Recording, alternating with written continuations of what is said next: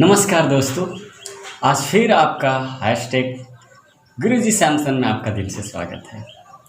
तो चलिए दोस्तों, आज कुछ नया बातें करते हैं। आज का वीडियो का यह तीसरा भाग, जो पहले वीडियो हमने 2 बनाए हैं उसका यह तीसरा भाग है। तो चलिए बात करते हैं कि भारत के अर्थव्यवस्था में। तो चलिए बात करते हैं भारत के अर्थव्यवस्था यानी कि कोरोना के बाद क्या होगा। जी हाँ दोस्तों, कोरोना के बाद क्या होगा हम आज देखते हैं। क्या कोरोना के बाद में सब कुछ सामान्य हो जाएगा?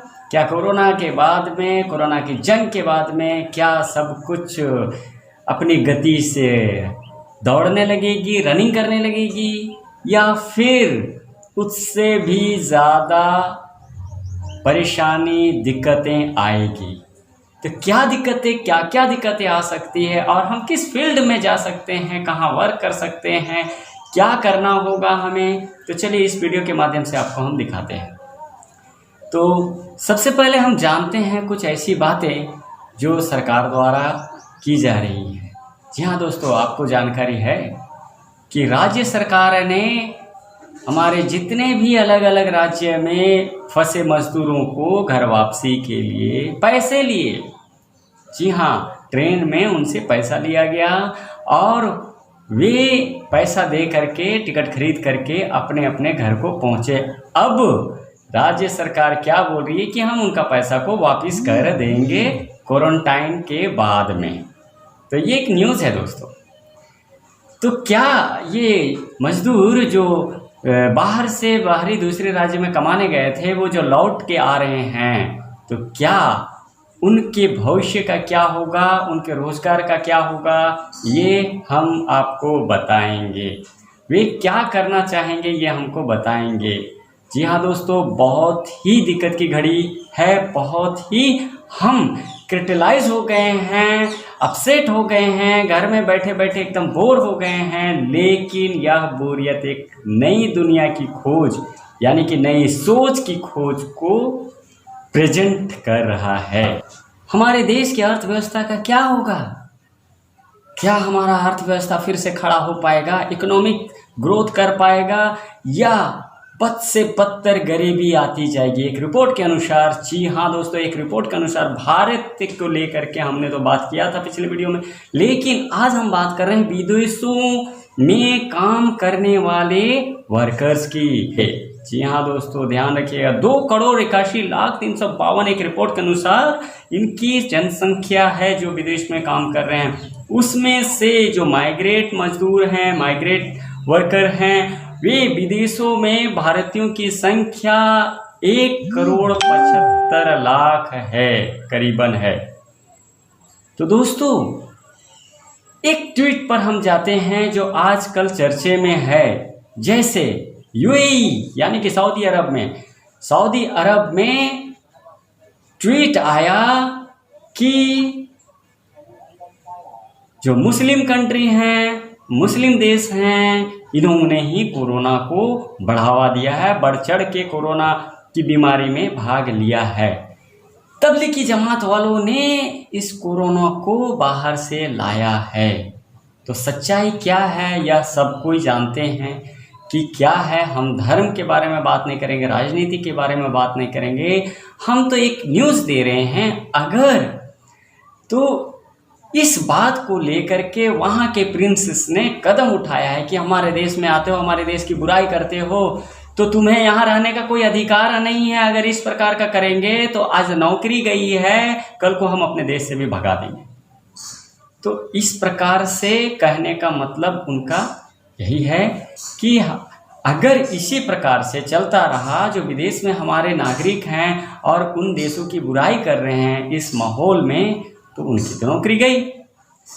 तो तकरीबन जो विदेशों में काम कर रहे हैं माइग्रेट वर्कर्स, उनकी जो संख्या 1,75,00,000 यानी कि एक छत्तीसगढ़ राज्य की जनसंख्या के बराबर, यानी कि एक असम राज्य के जनसंख्या के बराबर, यानी कि एक दिल्ली जैसे स्टेट की जनसंख्या के बराबर हमारे लोग बाहर में काम कर रहे हैं। मतलब 689 बिलियन 2018 में उनका भेजा गया पैसा भारत आया, वो भी अलग अलग सेक्टर से।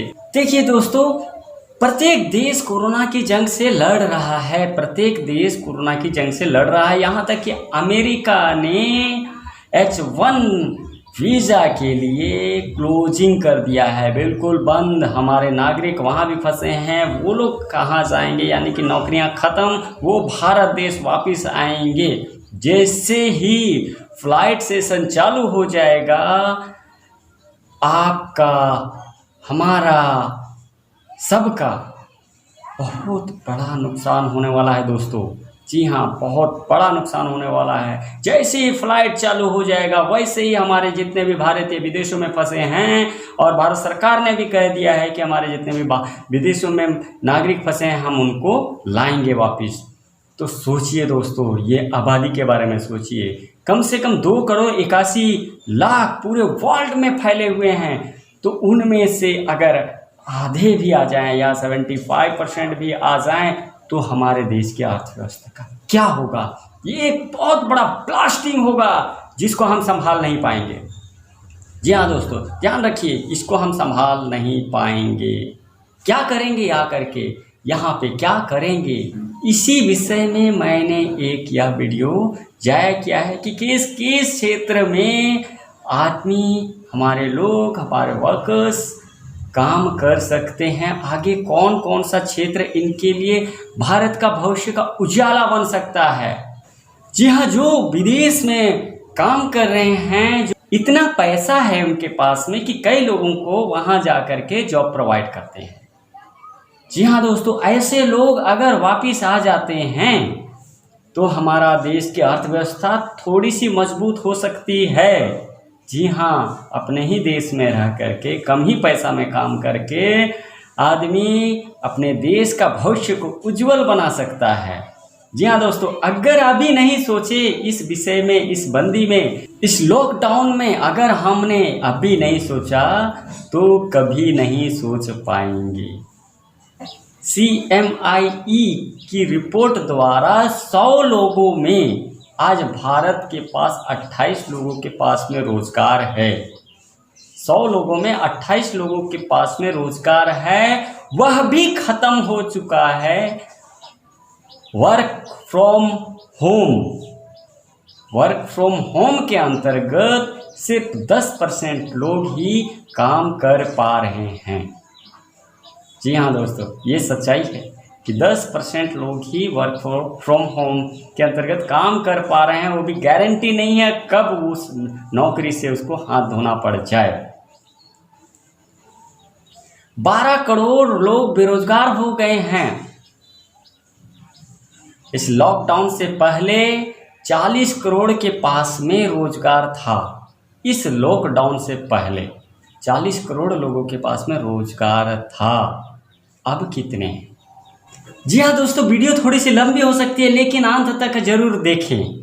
मेरी रिक्वेस्ट है आपसे, अगर जो नए लोग हैं सब्सक्राइब जरूर कर लें हमारा वीडियो। इसी बीच में और भी नए तरीकों को हम लाते हैं। हमारा वीडियो को सब्सक्राइब जरूर करें, देखें, पूरा वीडियो देखें, ताकि आपको समझ में आ जाए कि हमें वाकई में इस वीडियो से क्या मिलता है, हम क्या पाते हैं। चलिए दोस्तों, हम ले चलते हैं आपको रोजगार के अवसर की तरफ। जी हाँ, कोऑपरेटिव सोसाइटी बना करके रोजगार पा सकते हैं, यानी कि हम अकेले नहीं, हम सब मिलजुल करके सोसाइटी बना करके बिजनेस कर सकते हैं, या हम एक दूसरे को चेनिंग सिस्टम के द्वारा जोड़ करके अपना व्यवसाय को बढ़ा सकते हैं, या तो वो छोटा व्यवसाय हो या बड़ा व्यवसाय। हम ज़्यादातर देखते हैं कि जो मजदूर किसान जो लौटे हैं, जो वापस घर को लौटे हैं अदर स्टेट से, वैसे विदेश से भी लौटेंगे, उनके पास में आय का जरिया नहीं होगा। एक कोऑपरेटिव सोसाइटी के जरिए जैसे एक साथ मिलकर कार्य किया जा सकता है। चीफ ऑन बेस्ट प्लान हमें निकालना होगा, यानी कि लोगों को सस्ते से सस्ते दामों में सामान प्रोवाइड कराना होगा। जी हाँ, बहुत सारे वीडियो यूट्यूब में हम लोग देखते हैं कि कौन सा बिजनेस, कैसा बिजनेस हमारे पास में फलेगा फूलेगा, कौन सा बिजनेस का हम नॉलेजेबल लेते रहते हैं। यूट्यूब एक जरिया है दोस्तों कि यहाँ पर सिर्फ नॉलेज ही नहीं, बहुत कुछ बढ़ता है।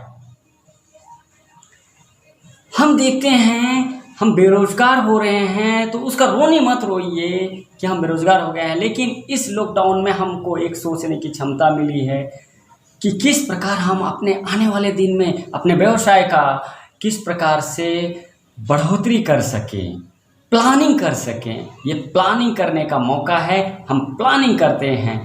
चीप एंड बेस्ट के बारे में हम बात कर रहे थे। जी हाँ, सस्ते दामों में जिस प्रकार चाइना सस्ते दामों में अपने सामान को अपने देश में पहले बेचता है, उसके बाद में अदर कंट्रीज़ में भेजता है, उसी प्रकार से हमें भी अपने देश में सस्ते दामों में सामानों को बनाना होगा या बेचने के बारे में सोचना होगा। रॉ मटेरियल सस्ते दामों में खोजना होगा।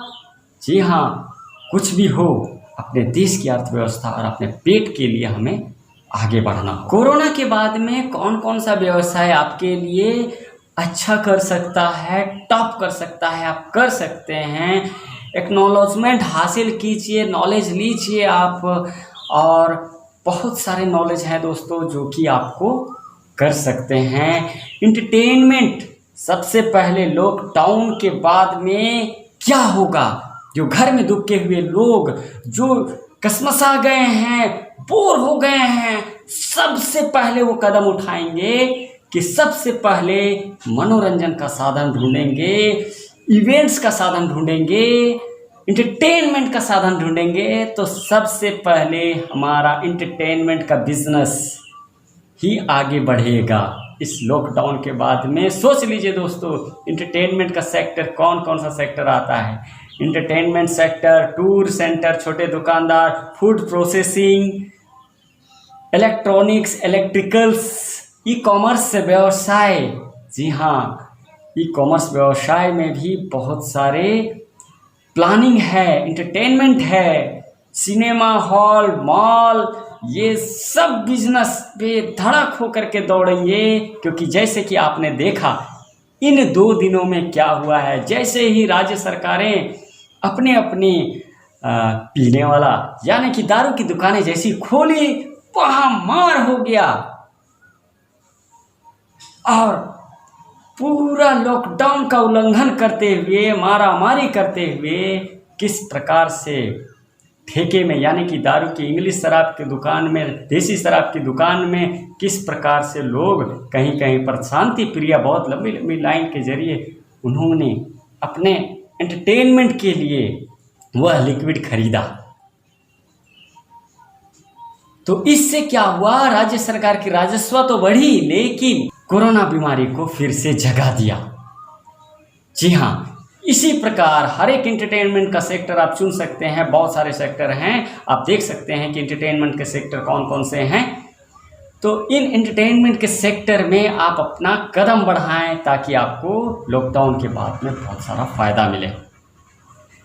फूड एंड प्रोसेसिंग, जी हाँ, जो लोग घर का खाना खा खा करके बोर हो चुके हैं वो फूड प्रोसेसिंग का बिजनेस चालू कर सकते हैं। क्योंकि अब लोग लॉकडाउन के बाद में बाहर का खाना जरूर खाना पसंद करेंगे, या तो वो छोटे दुकानदार हों या बड़े दुकानदार हों, चाहे वो चाइनीज आइटम हो या वह हाथ का बना हुआ घर का आइटम ही क्यों ना हो, वो बिजनेस चलेगा।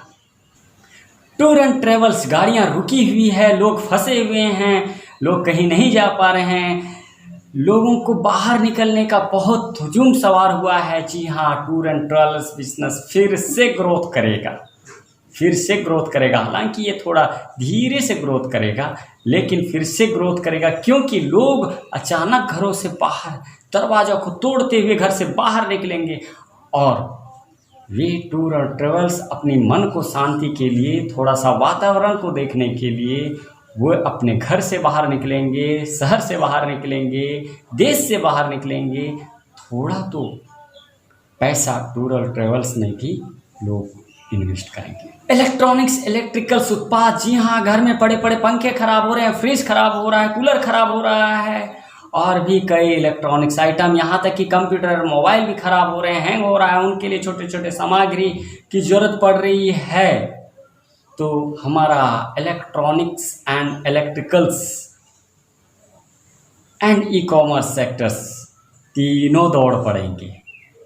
जी हाँ, इन तीनों में जो चीज़ खराब हो रहा है सबसे पहले तो हम उनको बनवाएंगे, क्योंकि गर्मी में कोई नहीं रह पाएगा। बिना बिजली के, बिना सुविधा के, सिस्टम के घर में भी रहना निश्वार हो गया है। तो ये सब सेक्टर दौड़ पड़ेंगे, रनिंग करेंगे। जिस प्रकार मैंने बताया दोस्तों, टेक्नोलॉजी किस प्रकार वर्क करेगी। जी हाँ, भारत के प्रधानमंत्री ने एक दिन क्या बोला था, डिजिटल इंडिया अब होगा, अब डिजिटल इंडिया होगा। तो सोच लीजिए दोस्तों, डिजिटल इंडिया का मतलब डिजिटलाइजेशन क्या है? क्या है डिजिटलाइजेशन? जी हाँ, ये वही है जो हम घर में बैठ करके पढ़ाई कर रहे हैं, बिजनेस का कॉन्फ्रेंस कर रहे हैं, हम एक स्तंभ लगा करके घर बैठे पैसे पा जा रहे हैं। यही है डिजिटलाइजेशन। हम बैठे बैठे किसानों को नए नए उपयोग, नए नए साधन, नए नए खेती करने के तरीके बता रहे हैं। यही है डिजिटलाइजेशन। जी हाँ, YouTube, TikTok, Facebook, Instagram, video के जरिए जो हम जानकारी प्रोवाइड कर रहे हैं, ये है डिजिटलाइजेशन। कोई भी बिजनेस को बढ़ाना है तो हमें सोशल मार्केटिंग, इन्हीं सब के जरिए हमें आगे बढ़ना होगा। यही है डिजिटलाइजेशन।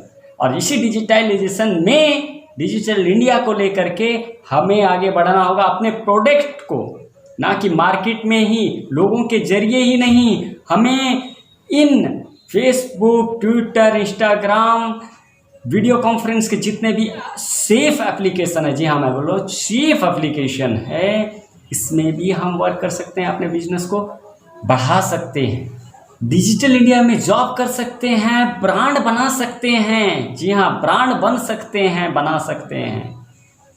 तो डिजिटल इंडिया का इस प्रकार से हमको वर्क करना होगा।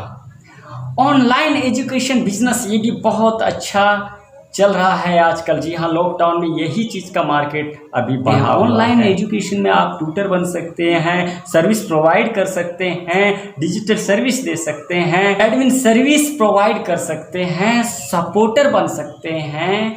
जी हाँ दोस्तों, इस प्रकार से हम एजुकेशन बिजनेस को भी डिजिटलाइजेशन में जोड़ करके बिजनेस को आगे बढ़ा सकते हैं। हेल्थ सेक्टर है दोस्तों, हेल्थ सेक्टर सबसे, महामारी में सबसे पहले लोग अपना सेफ्टी देखते हैं, सेफ देख रहे हैं कि हम बीमार और ना पड़ जाएं, उसके लिए उपाय करना पड़ेगा, उपाय ढूंढना पड़ेगा। यानी कि हेल्थ केयर का बिजनेस भी आगे बढ़ेगा।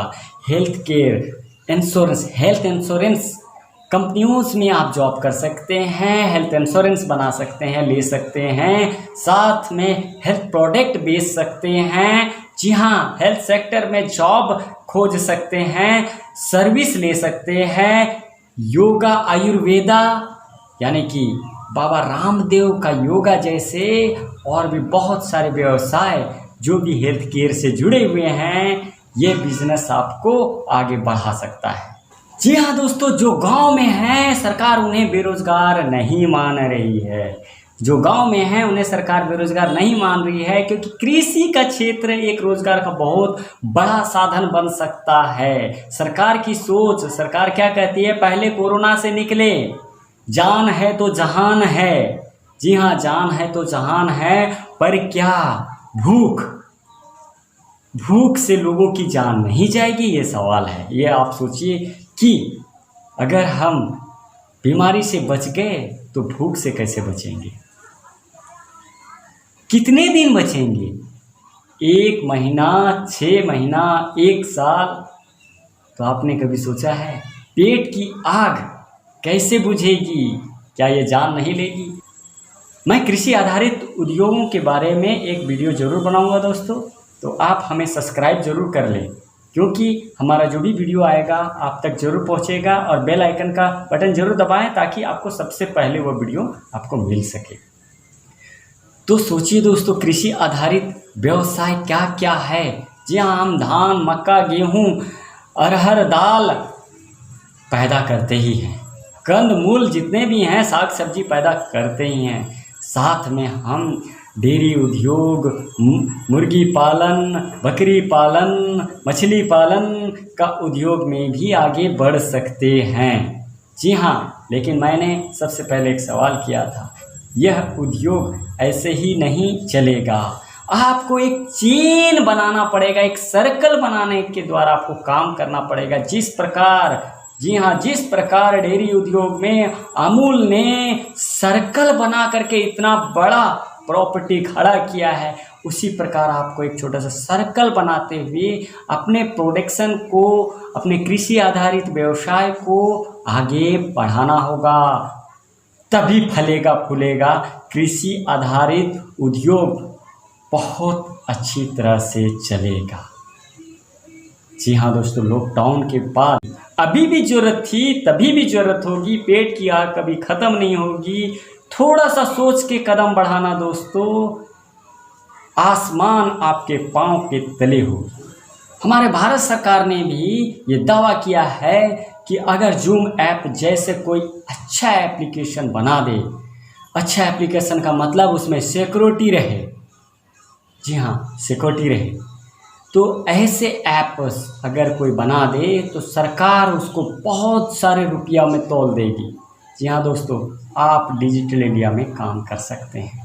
बहुत आसान हो गया है दोस्तों, थोड़ा सा देखिए, ये डिजिटलाइजेशन के बारे में पढ़िए, यूट्यूब देखिए, फेसबुक में देखिए, गूगल में सर्च कीजिए, आपका बहुत सारा जरिया इसी डिजिटलाइजेशन में कैद है।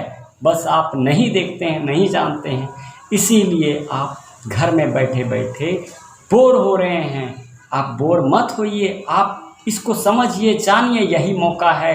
कहीं हाथ से यह मौका चूक ना जाए, फिर से यह कोरोना हार जाएगी और हम जब आगे बढ़ेंगे तो पता चले कि जहां थे वहीं से और नीचे दब गए हैं। अगर पसंद आए तो हमारा ये वीडियो में लाइक, कमेंट, सब्सक्राइब और बेल आइकन जरूर दबाएं दोस्तों, ताकि हमारा अगला वीडियो जल्द से जल्द आप तक पहुंच सके। जी हाँ, जिसको भी कोई सवाल है दोस्तों, आप नीचे में कमेंट बॉक्स में ज़रूर लिख दें, ताकि मैं उस विषय को सर्च करके, पढ़ करके उसका वीडियो ज़रूर आपके लिए ला सकूं। तो धन्यवाद दोस्तों, फिर से आपको बहुत बहुत धन्यवाद है हमारे वीडियो को पूर्ण देखने के लिए। जी हाँ, आपका #क्रुजी सैमसन में आपका दिल से स्वागत है। नमस्कार।